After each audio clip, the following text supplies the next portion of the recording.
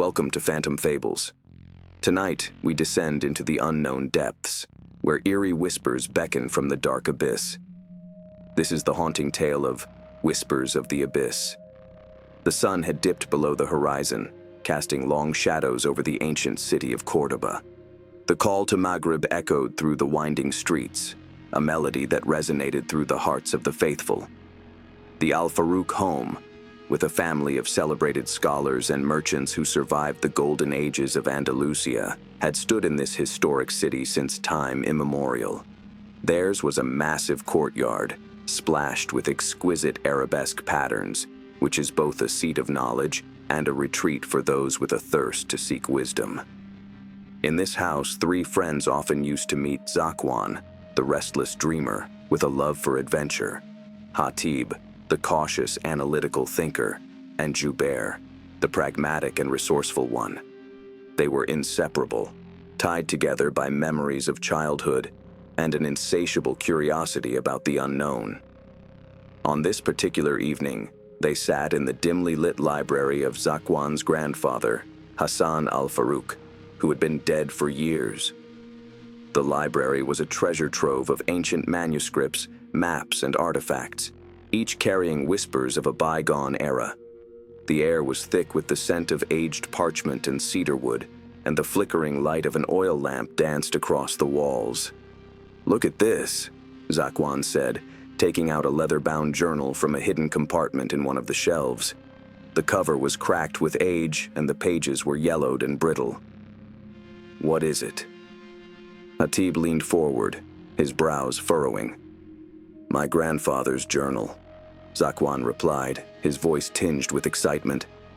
"He used to tell me stories about a lost library near Madinat al-Zahra, one that supposedly held treasures and knowledge beyond imagination. But he always warned me never to seek it out." "That sounds like a fairy tale," Jubair said skeptically, though his eyes betrayed a flicker of intrigue.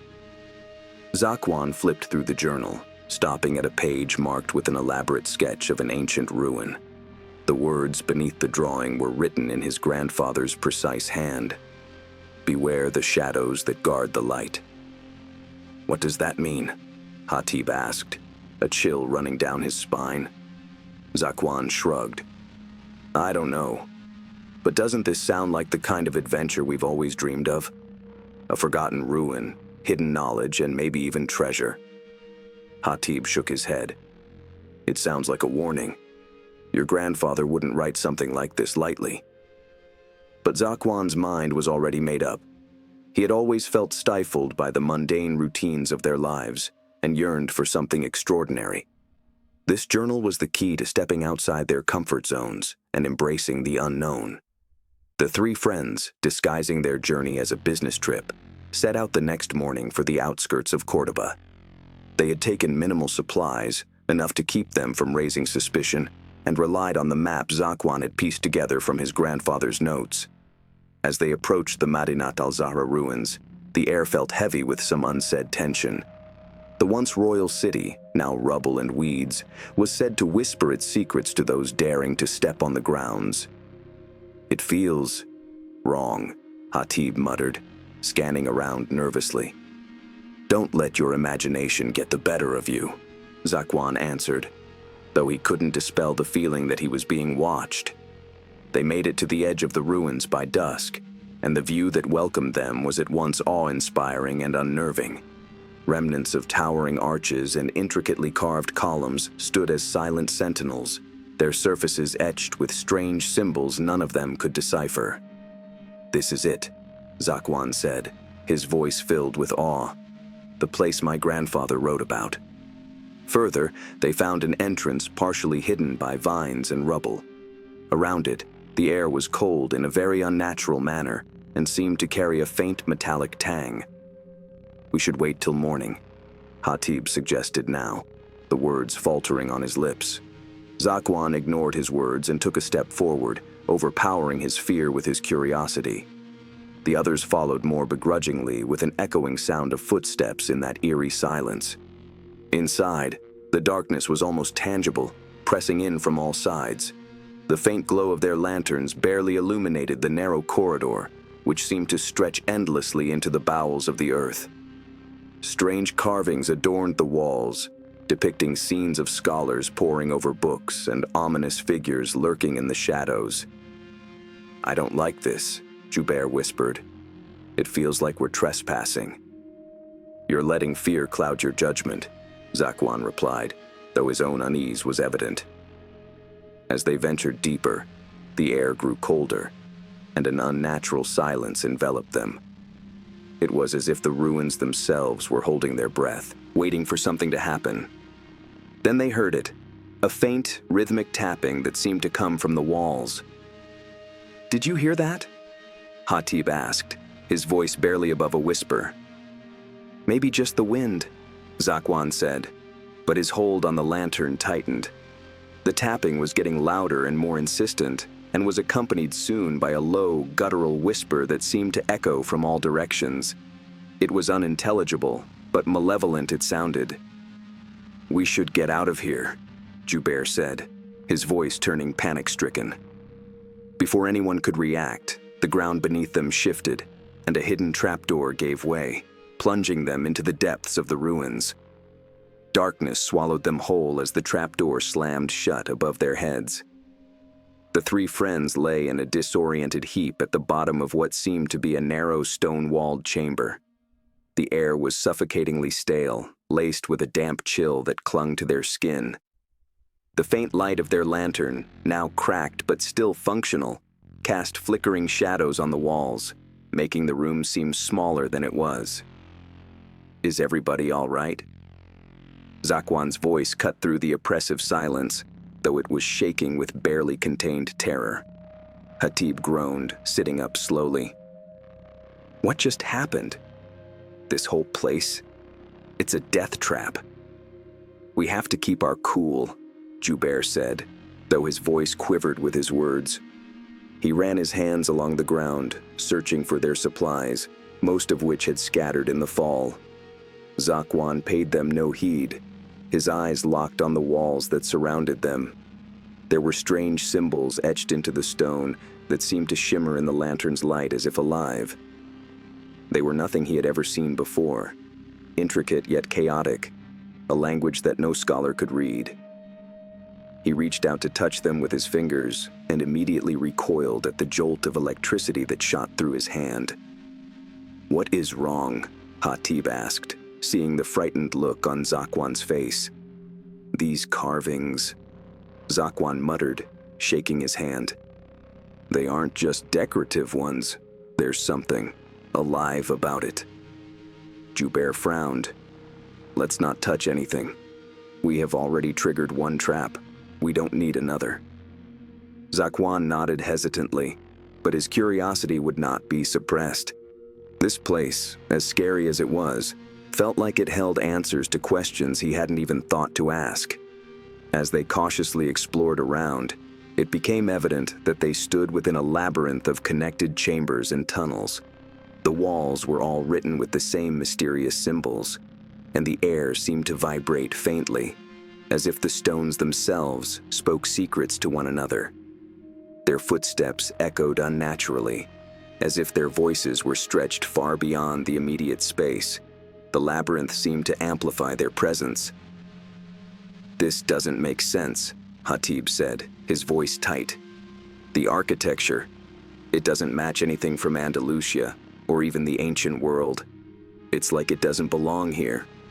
"That's what makes it fascinating," Zakwan replied, though his enthusiasm felt forced. Deep down, even he couldn't ignore the growing sense of dread that seemed to seep from the very walls. They encountered a fork in the tunnel.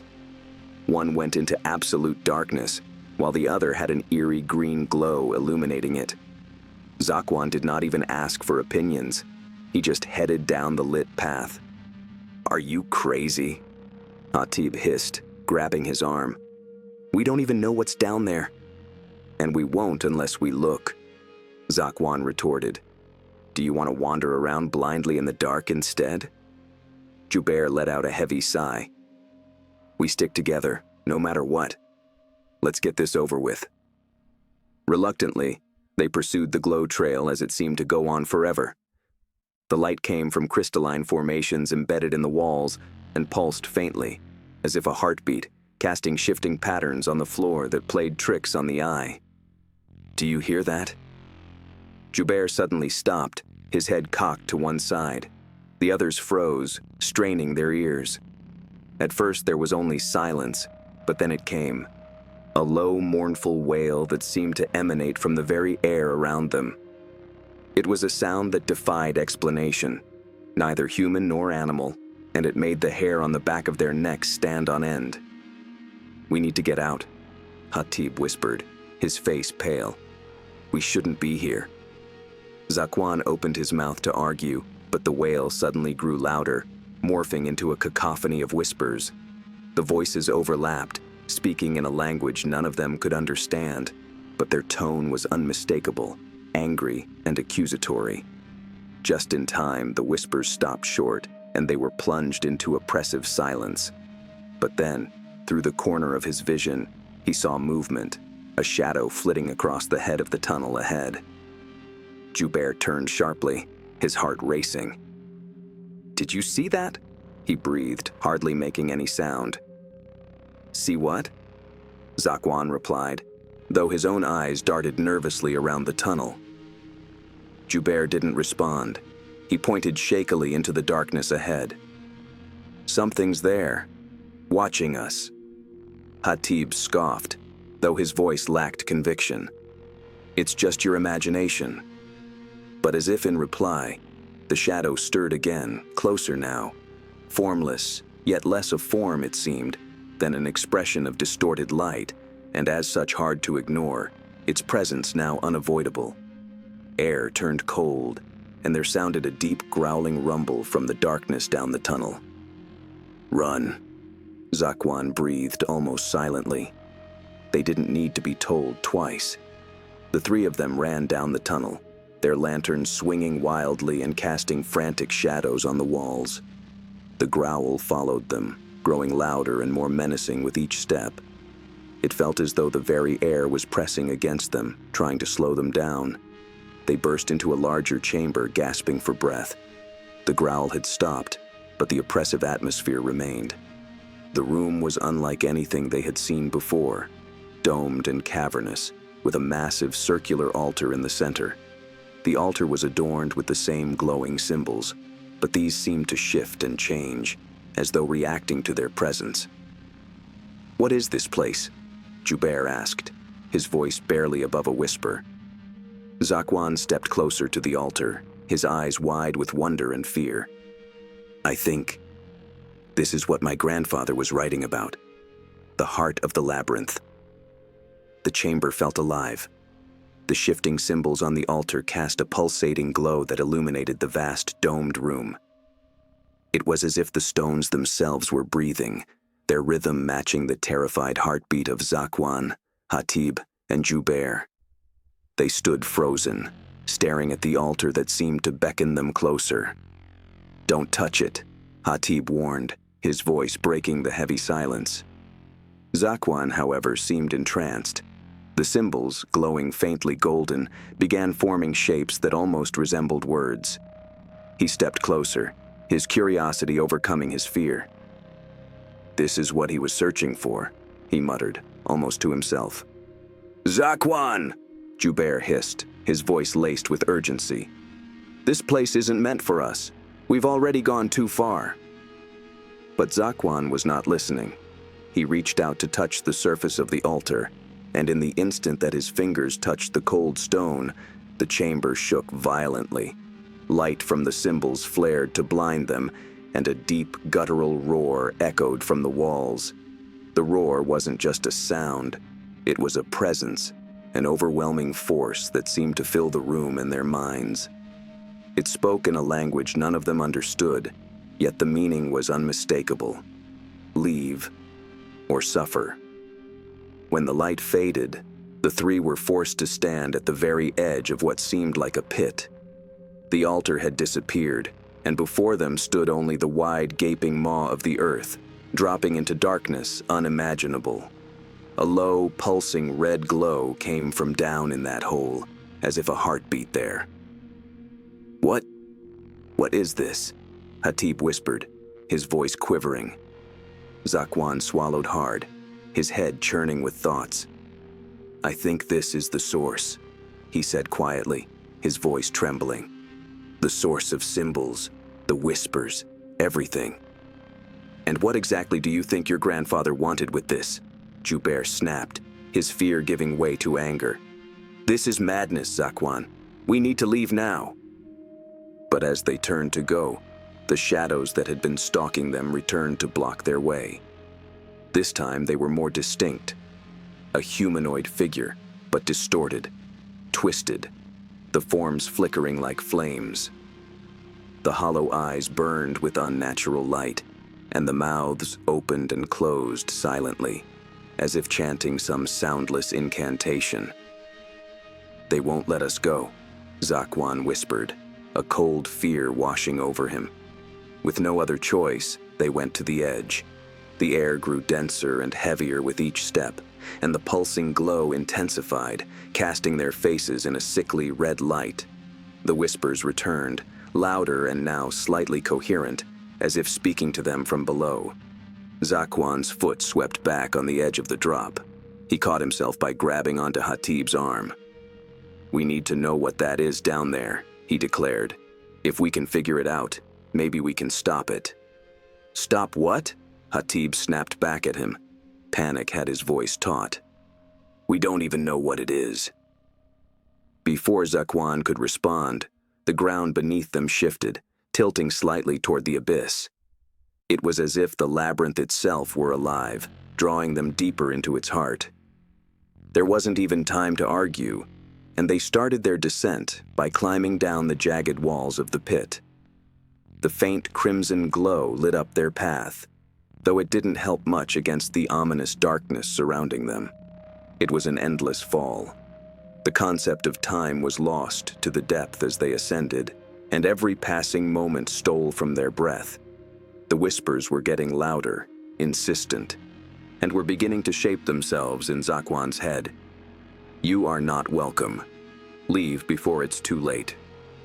Turning back was no longer possible. The walls above had sealed the only opening.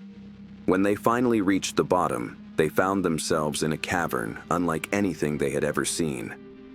The walls were lined with massive crystalline structures, their surfaces etched with the same shifting symbols they had seen above. In the center of the cavern stood a massive, pulsating orb, its surface resembling liquid fire.